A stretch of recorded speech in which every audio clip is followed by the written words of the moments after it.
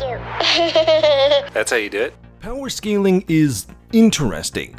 I mean, just from the onset, it's a very geeky niche of nerd culture that's already incredibly niche on its own.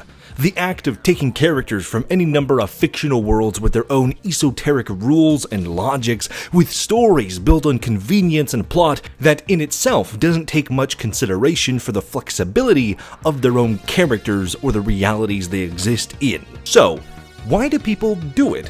Why are people so passionate about it? How does it become a toxic outlet for people that are fans of nearly any nerdy media? That's what we're going to be talking about here today. Welcome all you gorgeous ladies and animals to another episode on Let's Throw a Random Thing and Another Random Thing.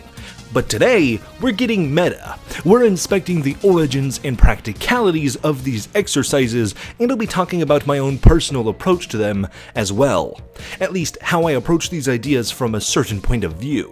Now, to start off, I'm going to be making a lot of hot takes around Powerscalers, and I just want to say, this is not to bash people who enjoy thinking about their favorite universes or worlds in this way, especially just the communities that think, wouldn't that be neat? Which I mean, that's where I started in regards to all this, with that first Guardians vs. Space Marines video that popped off about 2 years ago now. And real quick, I want to give a shout out to all my lovely members and patrons who you can join for just $1 a month. Stick around until the end to hear about the benefits, but now let's just get into it.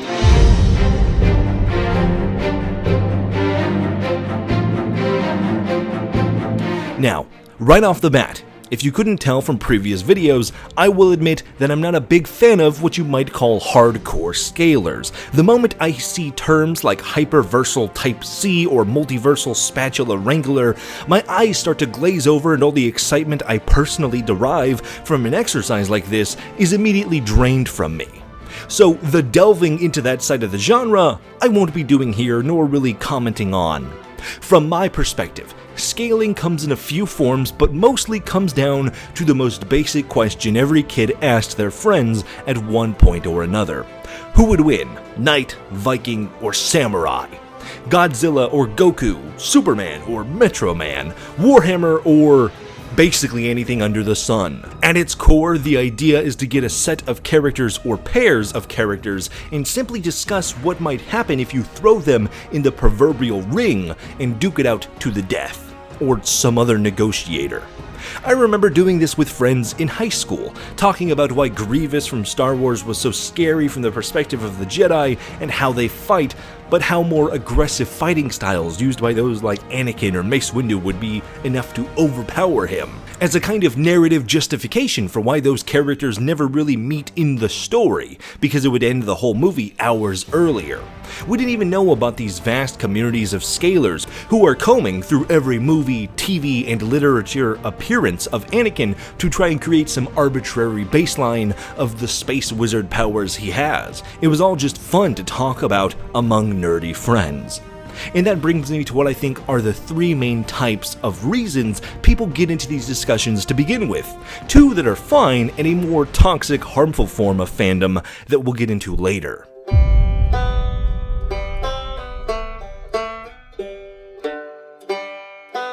The first and most basic is the playground debates, without trying to conceptualize any of the greater implications of things, without taking it too seriously.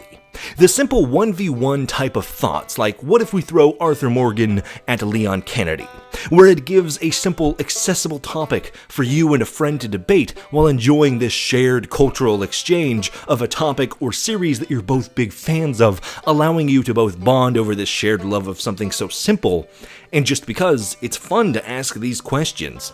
This is where I tend to live for a lot of my own content around matchups, not necessarily because I don't care, but because I don't take it very seriously. The question in and of itself is the interesting part.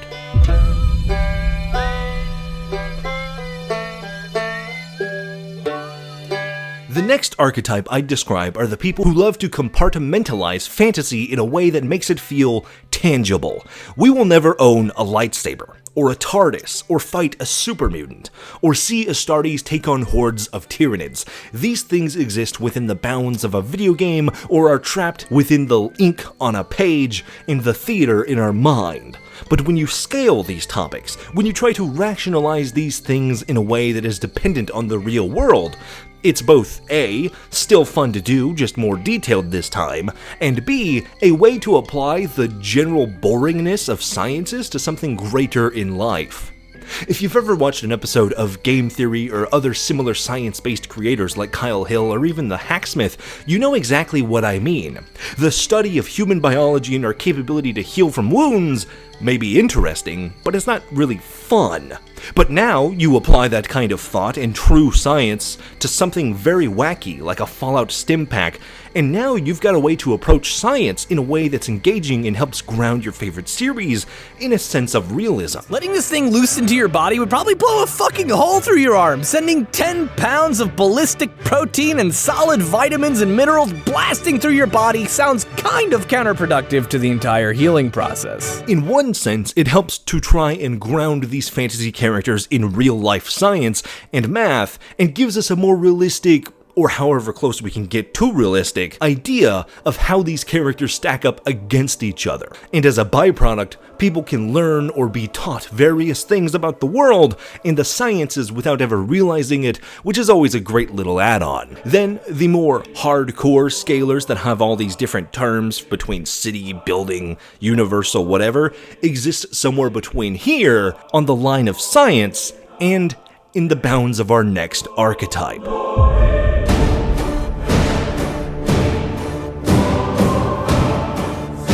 What I would prescribe as feat-driven ego scalers, the fans who have something to prove, whether it's a matter of their own intellect, or the fact that their favorite thing is better than your favorite thing, because they'd be better at an arm wrestling match.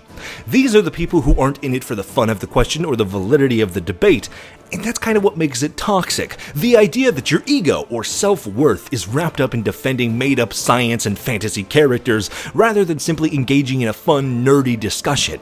This is the kid who would do rock, paper, scissors and then end up pulling out like a shotgun or a nuke or Jesus Christ just because he had to win. The people who want to use the bare minimum of a story, devoid of any context, just so they can claim they're correct in an online forum to total strangers. The people in my comments who you can tell are annoyed because how dare I say the weakest soldiers in Warhammer would lose a fictional fight, because Warhammer always wins, obviously.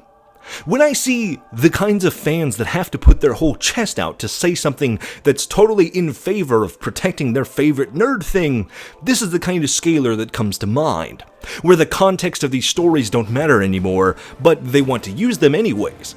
A good example of this is Destiny's Guardians. Going both ways, fans will slander things they either don't care to understand, like Cade 6 dying to this magical bullet, or will glaze the hell out of the characters, like Guardians defeating the Witness, completely ignoring the context and narrative of why the Guardians win the story. Guardians didn't beat the Witness because they're just somehow stronger than them all of a sudden. That's a lame premise and a boring story.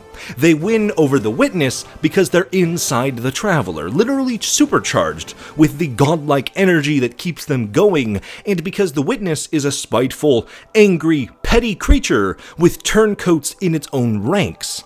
There's a whole plotline about unraveling the Witness that leads to its own end. When I covered Superman, you could see people pointing out, well, Warhammer would just invent kryptonite. Duh! Because Warhammer always wins, or so they claim. Which, yeah, sure, if we're just here to say the bare minimum of would someone in Warhammer 40k have the ability to kill Superman with all of his contrived weaknesses that have been injected into comics over the years?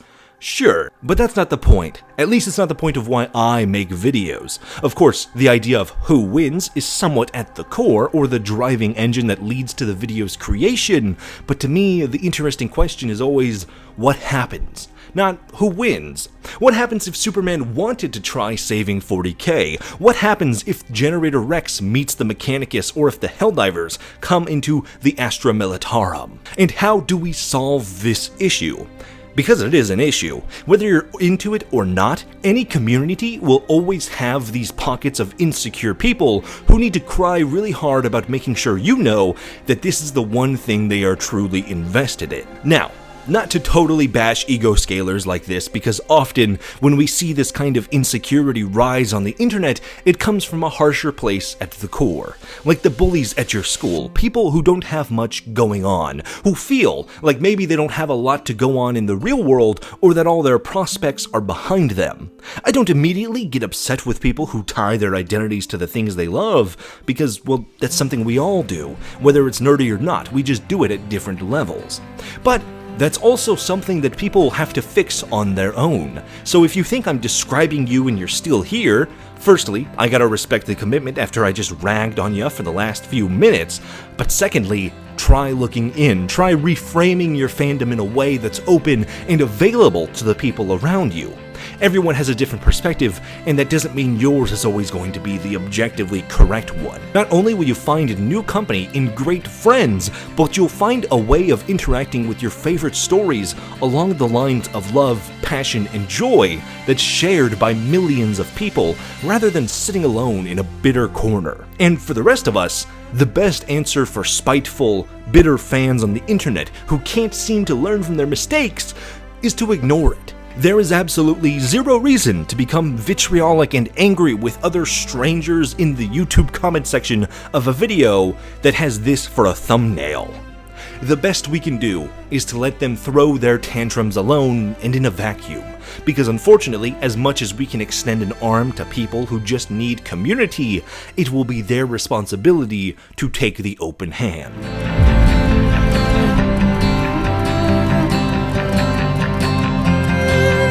So, to put it simply, power scaling is just a nerdy thought experiment. We're here to play with what-ifs, not to prove our intelligence or defend our favorite franchise like it's a matter of life and death. Whether you're talking about Knights versus Samurai, Superman versus Warhammer, or Guardians versus the Warframes, the fun isn't in the arbitrary scoreboard of who wins. At least to me, it's in exploring what happens when these worlds collide and what that says about the stories we love. And sure, there are always going to be the egomaniacs, the people who tie too much of themselves into proving that their thing is somehow the best. But that's not where the joy is, where it should be. The joy is in sharing these conversations, in building community around our favorite universes, and in learning to love them for what they are, rather than what they can beat.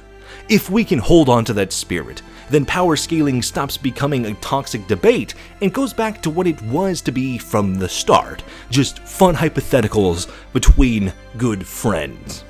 As always, I want to give a gigantic thank you to all my members and patrons who you can join for just $1 a month. Get videos early, your name here on screen or read aloud on higher tiers, as well as getting to vote on upcoming videos. As always, stay cool, have fun, and be awesome. Buster out.